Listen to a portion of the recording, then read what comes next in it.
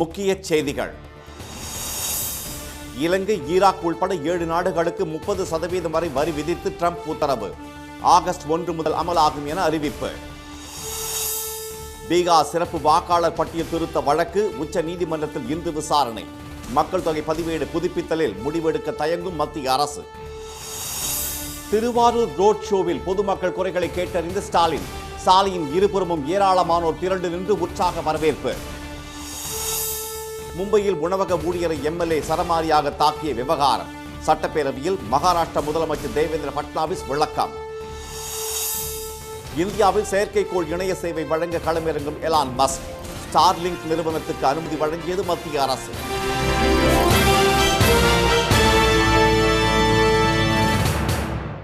வணக்கம். வணக்கம்.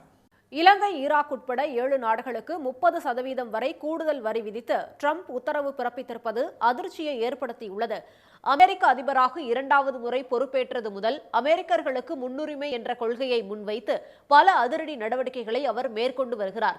அதன் ஒரு பகுதியாக அமெரிக்காவுக்கு அதிக வரி விதிக்கும் நாடுகளுக்கு அதே அளவு பரஸ்பர வரி விதிக்கப் போவதாக அறிவித்தார்.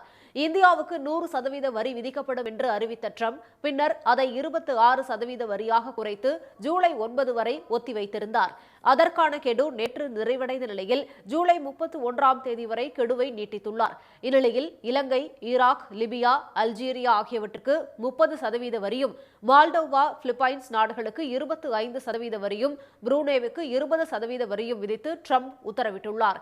இனியும் காலக்கெடு நீட்டிக்கப்படாது என்றும் இந்த புதிய வரி விதிப்பு ஆகஸ்ட் 1ஆம் தேதி முதல் நடைமுறைக்கு வரும் என்றும் ட்ரம்ப் தமது ட்ரூத் சோஷியல் சமூக வலைதளத்தில் தெரிவித்துள்ளார். ஜப்பான், தென்கொரியா, வங்கதேசம் உட்பட 14 நாடுகளுக்கு ஏற்கனவே 40% வரை கூடுதல் வரி விதிக்கப்பட்டுள்ள நிலையில் அமெரிக்காவின் புதிய வரி நடவடிக்கைகளுக்கு உள்ளான நாடுகளின் எண்ணிக்கை 21ஆக உயர்ந்துள்ளது. பெரும் பொருளாதார சுனாமியை சந்தித்து மெல்ல மீண்டெழுந்து வரும் இலங்கைக்கு 30% வரி என்பது அந்நாட்டின் பொருளாதார ஸ்திரத்தன்மையை மீண்டும் நிலைகுலைய செய்யும் என கருதப்படுகிறது. இதனிடையே பிரிக்ஸ் நாடுகளின் 17வது உச்சி மாநாடு பிரேசில் நாட்டில் கடந்த 6 மற்றும் 7ஆம் தேதிகளில் நடந்தபோது டாலருக்கு போட்டியாக தனி கரன்சியை உருவாக்க ஆலோசித்து வருவதாக தகவல்கள் வெளியானதால் அந்த கூட்டமைப்பில் உள்ள இந்தியா உள்ளிட்ட நாடுகள் மீது கூடுதலாக 10% வரி விதிக்கப்படும் என்று அமெரிக்கா அறிவித்துள்ளது. இந்தியா, சீனா, ரஷ்யா, தென்னாப்பிரிக்கா மற்றும் பிரேசில் இணைந்து உருவாக்கிய பிரிக்ஸ் கூட்டமைப்பில் தற்போது ஈரான், எகிப்து, இந்தோனேஷியா, ஐக்கிய அரபு அமீரகம் மற்றும் எத்தியோப்பியா நாடுகளும் இணைந்திருப்பது குறிப்பிடத்தக்கது. பீகாரில் மேற்கொள்ளப்படும் சிறப்பு வாக்காளர் பட்டியல் திருத்தம் தொடர்பான பொதுநல மனுக்களை உச்சநீதிமன்றம் இன்று விசாரிக்கிறது. பீகார் மாநில சட்டப்பேரவை தேர்தல் இந்த ஆண்டு இறுதிக்குள் நடைபெறும் என்று எதிர்பார்க்கப்படுகிறது. இதையடுத்து அங்கு எஸ்ஐஆர் எனப்படும் சிறப்பு வாக்காளர் பட்டியல் திருத்த பணிகளை தேர்தல் ஆணையம் மேற்கொண்டு வருகிறது.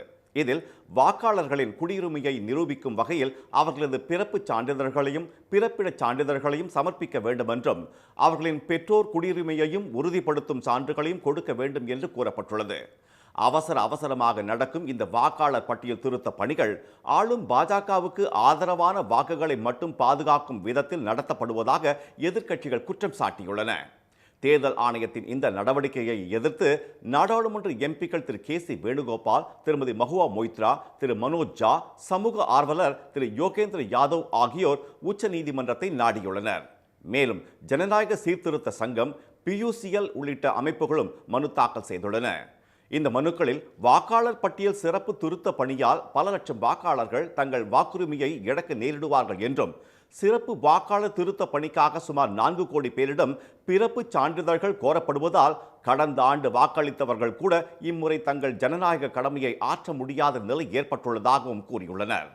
இந்த நடவடிக்கை அரசியல் சாசனத்துக்கு எதிராகவும் மக்கள் பிரதிநிதித்துவ சட்டத்தின் 326வது பிரிவையும் வாக்காளர் பதிவு முறை விதி 21A மீறுவதாகவும் உள்ளதால் சிறப்பு வாக்காளர் பட்டியல் திருத்த பணிகளுக்கு உடனடியாக தடை விதிக்க வேண்டும் என்று அம்மனுக்களில் கோரப்பட்டுள்ளது. இந்த வழக்கை விசாரணைக்கு ஏற்றுக்கொள்வதாக உச்சநீதிமன்ற நீதிபதிகள் திரு சுதான்ஷு துலியா, திரு ஜாய் மல்யா பக்சி ஆகியோர் அடங்கிய அமர்வு தெரிவித்திருந்தது. இந்த நிலையில் அம்மனுக்களின் மீது இன்று விசாரணை நடைபெற உள்ளது. இதனிடையே சிறப்பு வாக்காளர் பட்டியல் தயாரிப்பின் போது பிறப்புச் சான்றிதழ் அல்லது பிறப்பிடச் சான்றிதழ்கள் இல்லாதவர்களை வாக்காளர் பட்டியலில் சேர்க்கலாமா வேண்டாமா என்று ERO எனப்படும் தேர்தல் அதிகாரிகள் முடிவெடுக்கலாம் என்று தேர்தல் ஆணையம் அதிகாரம் வழங்கியிருப்பதாக செய்திகள் வெளியாகி உள்ளன. இது எதிர்க்கட்சிகளிடம் மட்டுமின்றி பீகார் வாக்காளர்கள் மத்தியிலும் கொந்தளிப்பை ஏற்படுத்தியுள்ளது. இந்நிலையில் மக்கள் தொகை கணக்கெடுப்பின் போது என்பிஆர் எனப்படும் தேசிய மக்கள் தொகை பதிவேட்டை புதுப்பிப்பது தொடர்பாக இதுவரை எந்த முடிவும் எடுக்கப்படவில்லை என்று மத்திய உள்துறை அமைச்சக வட்டாரங்கள் தெரிவித்துள்ளன. திருவாரூரில் ரோட் ஷோவில் பங்கேற்ற முதலமைச்சர் திரு மு.க. ஸ்டாலின் பொதுமக்களின் குறைகளை கேட்டறிந்தார். கட்சி மற்றும் அரசு நிகழ்ச்சிகளில் பங்கேற்க திருவாரூர் மாவட்டம் சென்ற அவர் காட்டூரில் உள்ள கலைஞர் கோட்டத்தை பார்வையிட்டார். அப்போது முன்னாள் முதல்வர் கலைஞரின் கடந்து வந்த பாதை, வாழ்க்கை வரலாறு, திரைத்துறை சார்ந்த புகைப்படங்கள், கலைஞர் முக்கிய தலைவர்களோடு எடுத்துக்கொண்ட புகைப்படங்கள், அவர் எழுதிய நூல்கள் உள்ளிட்டவற்றை திரு ஸ்டாலின் கண்டு ரசித்தார்.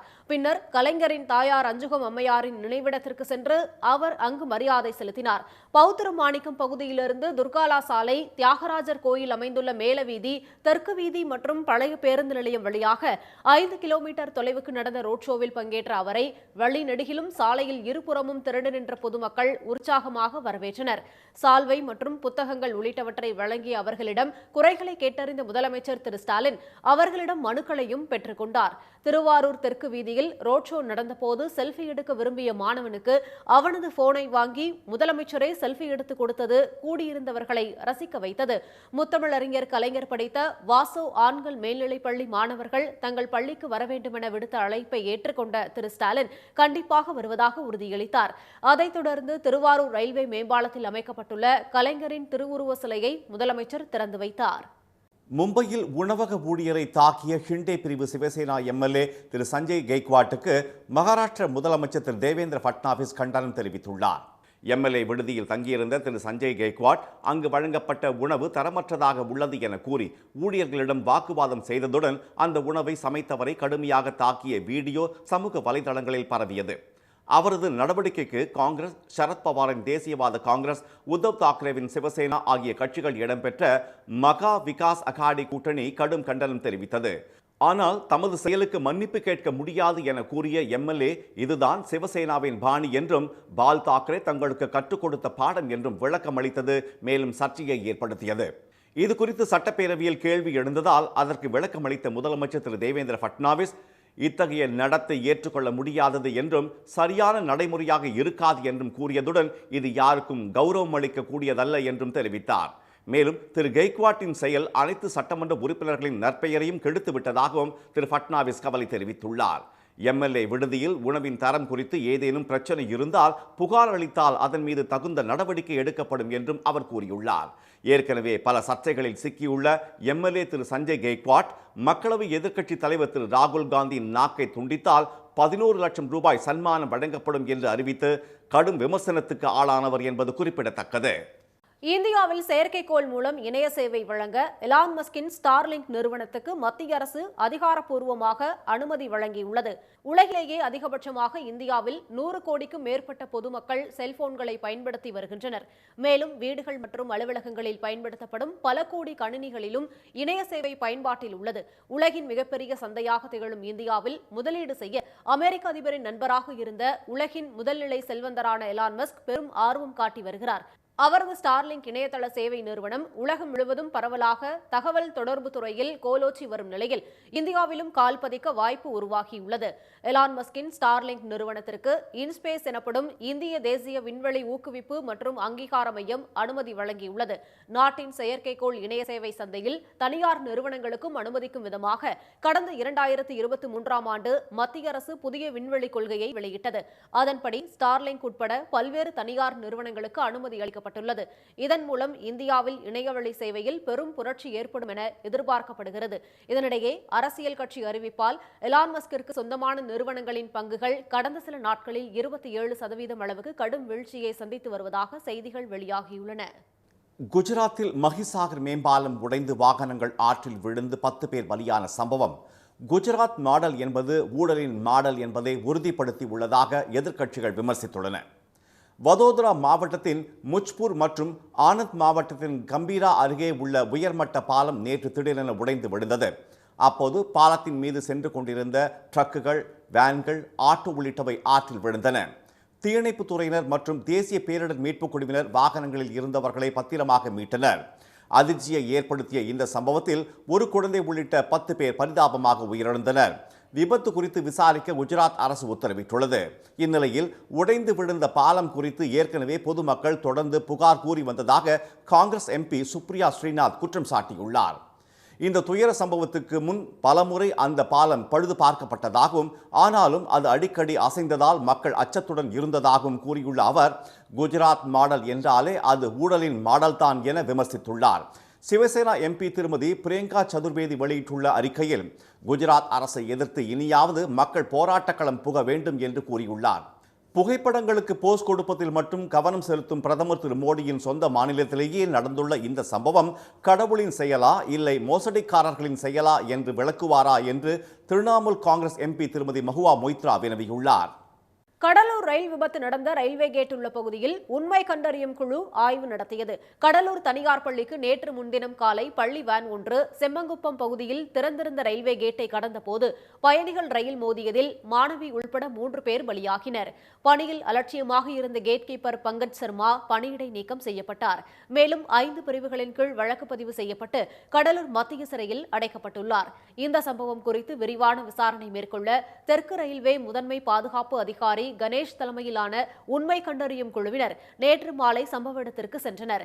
ரயில்வே கேட் கீப்பர் அறை மற்றும் தண்டவாளத்தை பார்வையிட்டு அவர்கள் ஆய்வு செய்தனர். பின்னர் ரயில்வே கேட் அருகே உள்ள வீடுகளுக்கு சென்ற அவர்கள் விபத்து நடந்தது குறித்து பொதுமக்களிடம் விசாரித்தனர். பின்னர் செய்தியாளர்களிடம் பேசிய அவர்கள் விபத்து குறித்து ரயில்வே அலுவலர்களிடமும் விசாரணை நடத்தப்பட்டதாக தெரிவித்தனர்.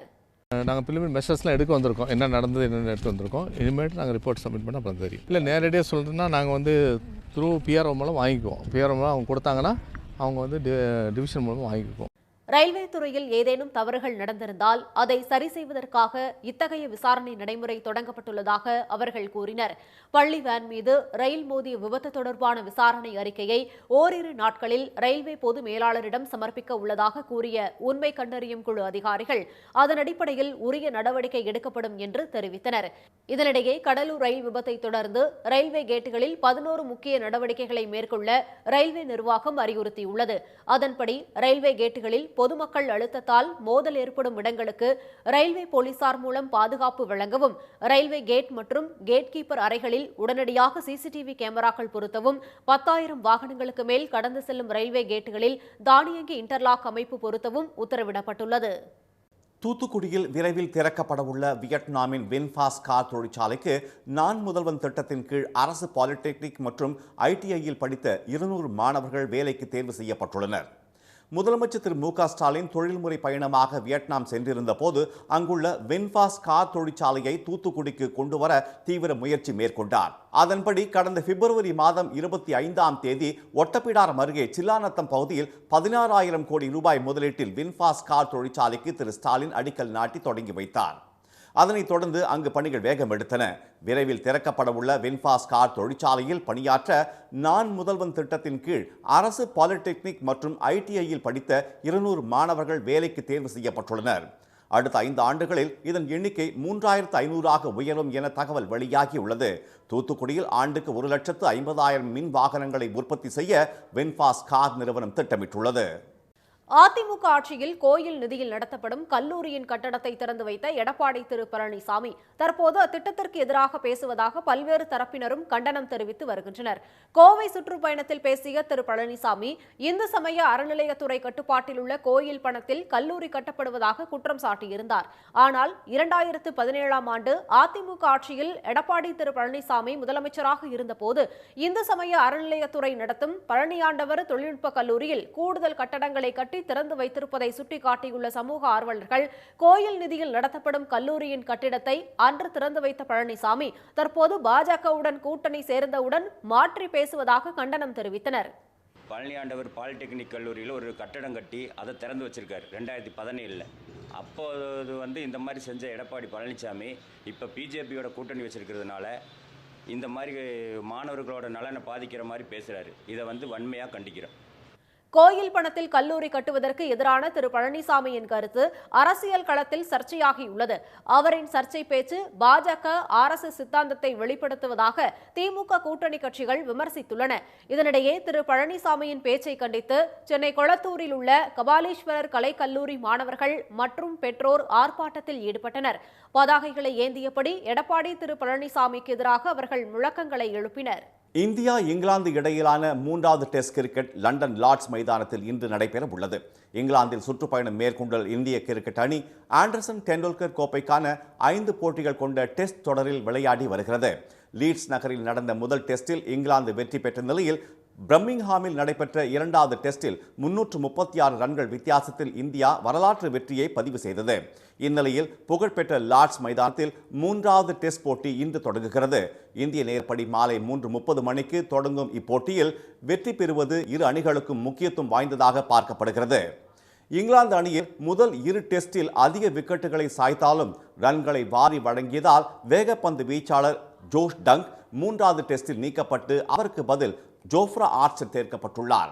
இதேபோல் இந்திய அணியில் வேகப்பந்து வீச்சாளர் பும்ரா இன்று மீண்டும் அணிக்கு திரும்புகிறார். லண்டன் லார்ட்ஸ் மைதானத்தில் இந்தியா இதுவரை விளையாடிய 19 டெஸ்டுகளில் 3 போட்டிகளில் மட்டுமே வெற்றி பெற்றுள்ள நிலையில் இன்றைய போட்டி இந்திய ரசிகர்களிடம் பெரும் எதிர்பார்ப்பை ஏற்படுத்தியுள்ளது. தமிழ்நாட்டில் அவ்வப்போது மாலை வேளையில் மழை பெய்து வரும் நிலையில் பல்வேறு நகரங்களில் 100 டிகிரி ஃபாரன்ஹீட்டை தாண்டி வெப்பம் தகித்தது. கடந்த 24 மணி நேரத்தில் அதிகபட்சமாக மதுரை விமான நிலையம் பகுதியில் 106 டிகிரி ஃபாரன்ஹீட் வெப்பம் கொளுத்திய நிலையில் மதுரை நகரம் மற்றும் மீனம்பாக்கத்தில் 103 டிகிரி வெயில் பதிவானது. வேலூர், நாகப்பட்டினம், தூத்துக்குடி ஆகிய இடங்களில் 102 டிகிரி சுட்டரித்தது. ஈரோடு, திருச்சி, நுங்கம்பாக்கம், கடலூர் ஆகிய பகுதிகளில் 101 டிகிரி வெப்பம் கொளுத்தியது. புதுச்சேரி, கரூர், பரமத்தி, தஞ்சாவூர், பாளையங்கோட்டை ஆகிய இடங்களில் வெயில் சதமடித்தது. இதற்கிடையே மேற்கு திசை காற்றின் வேக மாறுபாடு காரணமாக தமிழ்நாடு, புதுச்சேரி மற்றும் காரைக்காலில் இன்று முதல் வரும் 15ஆம் தேதி வரை மிதமான மழை பெய்யக்கூடும் என சென்னை வானிலை மையம் அறிவித்துள்ளது.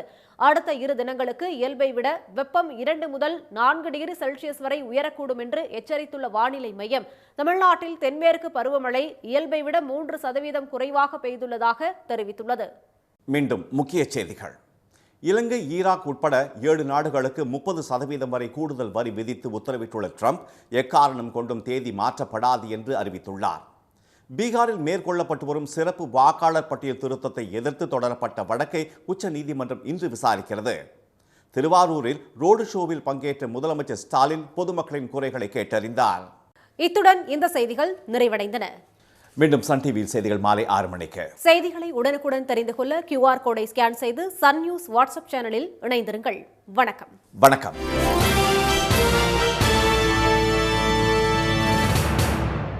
உடனுக்குடன் செய்திகளை தெரிந்து கொள்ள சன் நியூஸ் பெல் ஐகானை கிளிக் பண்ணுங்க.